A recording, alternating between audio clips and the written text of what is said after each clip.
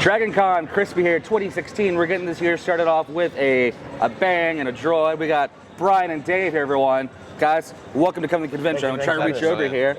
So you guys, well, you're known for a lot of things, but recently you worked with this little guy in a little movie called Force Awakens. Yeah, you see that? I heard it was a good movie. Yeah, it found an audience. I'm sure it did really well internationally or something like that. Saw that, yeah. Yeah. So you guys were the puppeteers, the performers. Yes. BB8. Yes. That's really cool. Yes. Let's just get that out there on the table. As a Star Wars geek, holy crap, that's awesome. It was a lot of fun. So, how did you guys came about that? I know you have puppetry background. Is that kind of what led you to the roles with this? Yes. Do you want to go first? There you go first. Okay. I and myself and Dave both worked on a film called Prometheus. Yes. With Neil Scanlon, who is the head of the creature shop at Star Wars. And Neil, many people may know because he won his Oscar for Babe. Yes. The little pig. The little pig film. And I was speaking to Neil one day, and we were talking about the fact that I was talking about the fact that Star Wars was coming in, and I had to try and find out who was going to get that. And then he sort of told me that it was him, and he then brought me on board as the puppeteer consultant. And so I started doing a lot of research and development on how some of these puppets would work. Right. And that's the point when Dave joined. Yeah, I joined in. Answering the question for you. No, that's true. So Dave and I were on it very early. Okay. And then we were working on other puppets. All right. And then BB8 just kind of rolled into your life. Rolled into our lives.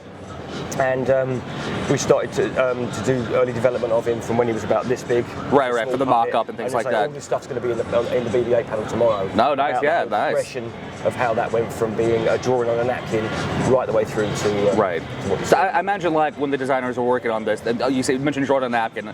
There's some one night at a pub, like, I've got an idea, and it's a circle. That's what JJ did. That's what JJ did on the post-it note. Yeah. I didn't honestly know that, so that's awesome. So little drawing, and he went there. I'll make that. Can we do this? Yeah. And can we do this because no one's done it, mainly, and because he had an idea that would be a cool idea. And it sort of goes back to a Ralph McQuarrie design as well. Not the ball, but the design work is kind of the headpiece. Yeah, and it's very evocative of a very tiny Ralph McQuarrie drawing from 1975-76. Star Wars sort of pre-production. So that's kind of why he's very Star Wars. Right. It's because although he was designed by Christian Eltzman and the guys in London with us, he has a Star Wars vibe. He's got a very strong aesthetic. I mean, when you see him, I know at Celebration, not this year, but last year, when he rolled out on stage, obviously, I don't know if you guys were controlling him or that or not. No, we weren't. No, okay.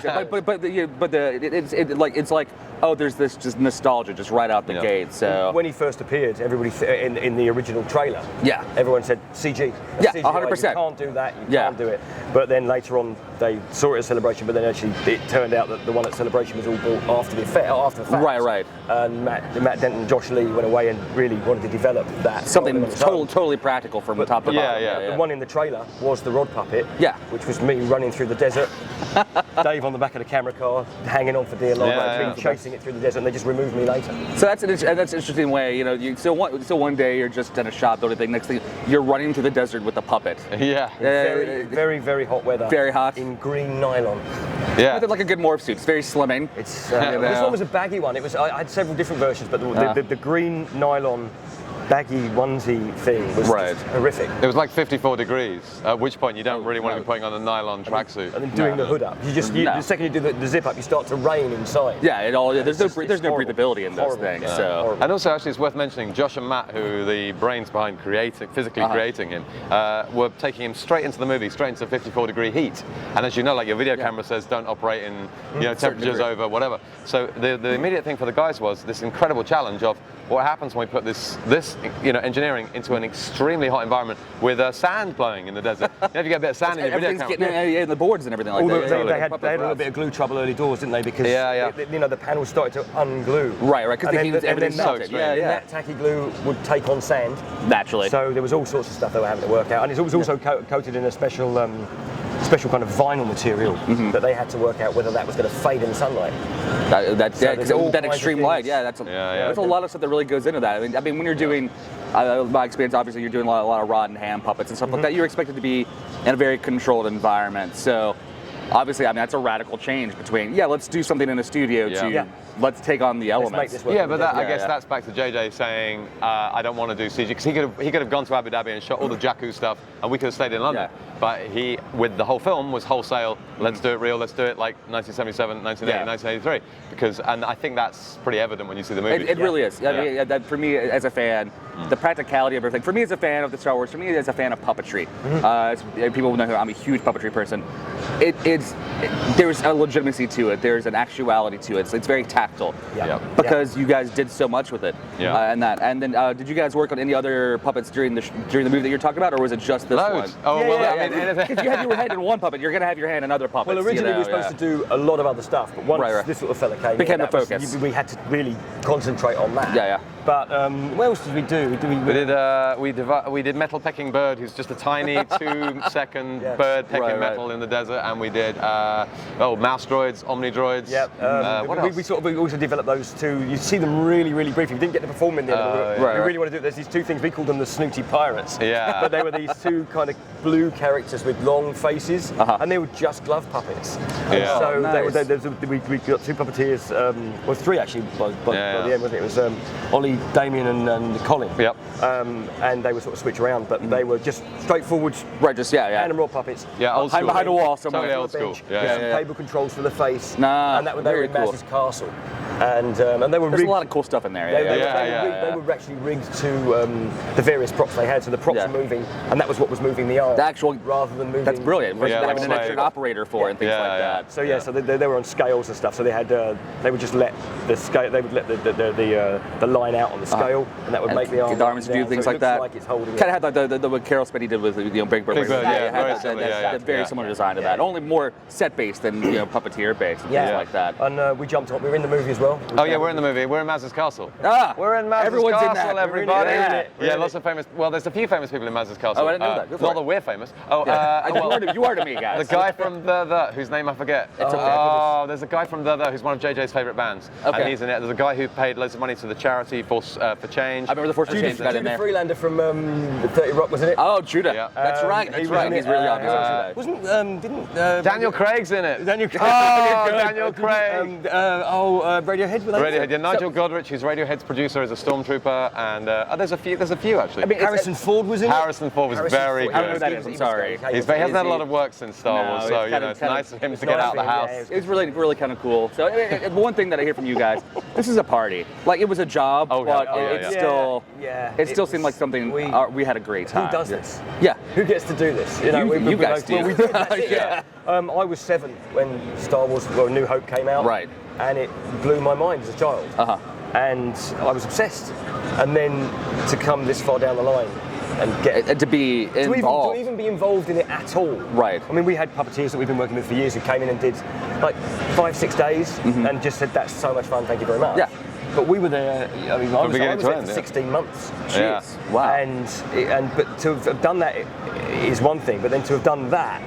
Which is huge, and have it be as popular as it is, and it's it's a testament to the design of it, JJ's vision of the thing, the guys that built it and painted it, and all that stuff, and then we got to come in at the end. So there's so much love, and everybody threw so much work at this thing. But I think that's the other thing about the love for the movies is a lot of us were in the industry because of Star Wars, right? And I mean people from scenic artists to set construction to stunt performers to prop guys to wardrobe mistress, whatever. Everyone is. A lot of people start in the industry because of Star Wars. So to be there and have that responsibility to have the job you always wanted, but be good. Make sure it's good. Don't do something. Don't mess it up, guys. This was the most expensive fan film ever made. That's a perfect way to look at it. Everybody on it was a fan. Yeah, it wasn't like we're doing something new, which there were new elements, but it's like you're coming into an established franchise that we've all of us have had our entire lives. Also, you go back to what Dave was saying about people being in the business because of Star Wars. There are also people who are in the business because their fathers were on Star legacy Wars. even. Prop builders, set designers, and camera crew. Right. Who were saying, I was the clapper over on Return of the Jedi, and he's now the focus puller. His son is the focus puller on Splinter Unit. And his father. So there's 3 generations of focus pullers. Which is great. That's a fun family trade to have. That's really cool. Great, So you guys have lots of panels this weekend. I know Dave especially has a lot today, Brian. You've got a few. What's one panel each you guys want to make sure you get out there? Yeah, the BB8 panel. BB8 panel, yeah. obviously. We've got Lucasfilm been very, very kind, and they've given us some rehearsal footage and stuff people won't have seen before. And so we're going to run that, and we're just going to talk about how we kind of did this and how it all rolled out. Literally rolled out in that sense. What time does this go out? Whatever. Yeah. Okay. We'll see, Well, I would say Brian Henson's Creature Projects at 7 p.m. is a good plug. Brian Henson, some guy. Brian Henson In the Atrium Ballroom, a So little-known He's a puppet company. puppet company, Yes. puppeteer kind of deal. And he's talking about his creature projects, which are all very interesting and engaging. Yeah. Now we're really excited to have you guys here. A big presentation for puppets and things like that. So before we go, we're gonna have you guys draw a question. Dig in deep. This is a random question from the audience. It has absolutely nothing to do with you. So get one here. Give me one to share. Okay, And then we'll pass it on. What you got here? Okay, that's a great question. What was your What was your favorite book as a kid, Brian Herring? My favourite book as a kid was Charlie Chocolate Factory. Excellent. Yeah. Interestingly, I am also Roald Dahl. I'm going for Danny the Champion of the World. Here's another Roald Dahl book. Yeah. Because Roald Dahl is the king. He's one of our favorites. So. Yeah. I'll put that there. That's awesome. Well, thank you guys so much. Thank you guys for coming. Thanks for Wayne for being able to do that. Oh, before we go, do you guys have anything you want to announce for? Are you allowed to talk about the next movie at all? Or We can't say about the next anything. movie. we tried. But Talk about the next Yeah, movie. But we can right. say it's going to be fantastic, as good as Amazing. 7, if not better, and we had an amazing time making it. So look No forward pressure. to it. All right, cool. Thanks guys so much, and thank you, DragonCon. Thank you. That guy.